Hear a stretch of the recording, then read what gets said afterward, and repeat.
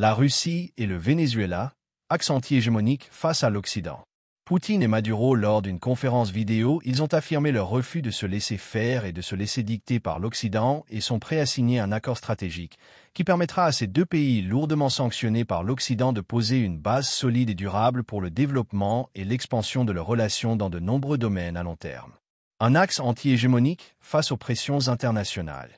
Dans un contexte international marqué par les sanctions occidentales contre la Russie et le Venezuela, cet accord s'inscrit dans une volonté commune de bâtir un ordre mondial multipolaire, basé sur la souveraineté des États et la non-ingérence. Les deux pays partagent une vision commune d'une coopération internationale équilibrée et juste, et continuent de développer leurs liens avec d'autres blocs comme les BRICS et l'Organisation de coopération de Shanghai, OCS.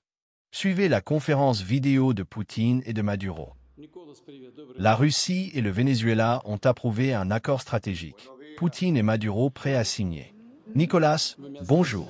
Bonjour, Monsieur le Président, cher ami, je suis sincèrement heureux d'avoir l'opportunité de vous parler directement en visioconférence. Notre conversation est dédiée à une date marquante célébrée aujourd'hui, le 80e anniversaire des relations diplomatiques entre nos pays. Permettez-moi de vous adresser, ainsi qu'à tous nos amis vénézuéliens, mes plus chaleureuses félicitations à cette occasion. Nous avons échangé des messages dans lesquels nous avons tous deux souligné notre satisfaction quant au niveau actuel des relations russo-vénézuéliennes et exprimé notre engagement à les renforcer encore davantage, dans un esprit d'amitié et de compréhension mutuelle. Les liens entre la Russie et le Venezuela ont une longue histoire jalonnée de moments marquants. Dès le XVIIIe siècle, Francisco de Miranda, héros national du Venezuela, a visité la Russie. L'impératrice Catherine II lui a même accordé le grade de colonel dans l'armée russe ainsi qu'un passeport russe. Puis, au milieu du XIXe siècle, l'Empire russe a reconnu l'indépendance du Venezuela, marquant ainsi le début officiel de nos contacts interétatiques. Cependant, c'est bien l'établissement des relations diplomatiques en mars 1945 qui a véritablement ouvert la voie à un dialogue politique régulier, à l'expansion des échanges commerciaux et au développement des liens humanitaires. La phase actuelle de la coopération russo-vénézuélienne est indissociable de la figure du président Hugo Chavez. Je garde un souvenir chaleureux de nos échanges empreints de confiance. Grâce à son engagement personnel, ses idées novatrices et sa vision dynamique, la coopération entre nos pays a fait un bond qualitatif considérable. Aujourd'hui, Monsieur le Président, vous poursuivez le travail de Chavez, défendant la souveraineté de votre pays et maintenant son cap inébranlable vers un partenariat étroit avec la Russie. Nos relations reposent traditionnellement sur l'amitié, la confiance mutuelle et le respect des intérêts de chacun. De notre côté, nous avons fait et continuerons de faire tout ce qui est en notre pouvoir pour approfondir et élargir cette coopération dans les domaines économiques, culturels, techniques et humanitaires. Je suis heureux de noter que l'accord de partenariat stratégique et de coopération est désormais totalement finalisé. Cet accord posera une base solide et durable pour le développement et l'expansion de nos relations dans de nombreux domaines à long terme. Il pourrait être signé lors de votre visite en Russie, à une date qui vous conviendra. Je serai également ravi de vous accueillir à Moscou pour les célébrations du 9 mai, marquant le 80e anniversaire de la victoire dans la Grande Guerre patriotique.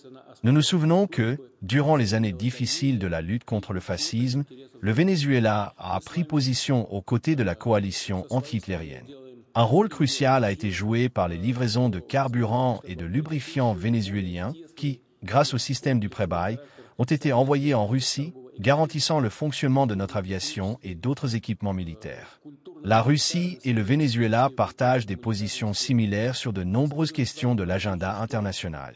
Ensemble, nous œuvrons pour un ordre mondial plus juste, en défendant les principes de l'égalité souveraine des États et d'une coopération mutuellement bénéfique, sans ingérence extérieure dans les affaires internes. Le renforcement continu du partenariat stratégique russo-vénézuélien dans tous les domaines répond incontestablement aux intérêts du développement harmonieux de nos deux nations. Chers amis et collègues, je vous adresse à nouveau, ainsi qu'à tout le peuple vénézuélien, mes félicitations pour cet anniversaire marquant des relations entre nos pays. Merci à vous. La Russie et le Venezuela finalisent leur accord de partenariat stratégique et de coopération. La Russie et le Venezuela ont officiellement achevé la finalisation de leur accord de partenariat stratégique et de coopération, marquant une nouvelle étape dans leurs relations bilatérales. Ce traité, qui devrait être signé lors de la prochaine visite du président Nicolás Maduro en Russie, vise à renforcer les liens entre les deux pays dans les domaines économiques, commercial, énergétique, militaire et culturel. Un partenariat stratégique de long terme. L'accord définit un cadre de coopération sur le long terme, permettant de consolider les échanges entre Moscou et Caracas. Il met notamment l'accent sur l'économie et le commerce, renforcement des investissements, diversification des échanges commerciaux et réduction de la dépendance au dollar dans les transactions bilatérales. L'énergie, coopération accrue dans le domaine des hydrocarbures, des infrastructures énergétiques et des technologies de raffinage.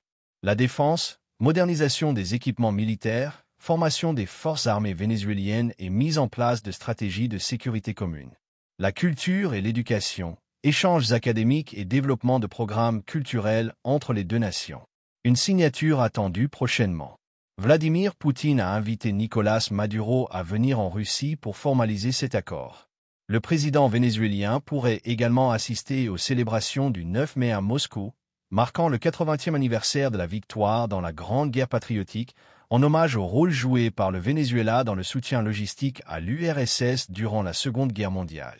Avec cet accord, la Russie et le Venezuela confirment leur engagement mutuel à approfondir leur coopération et à faire face aux défis géopolitiques dans un esprit de solidarité et de résilience commune.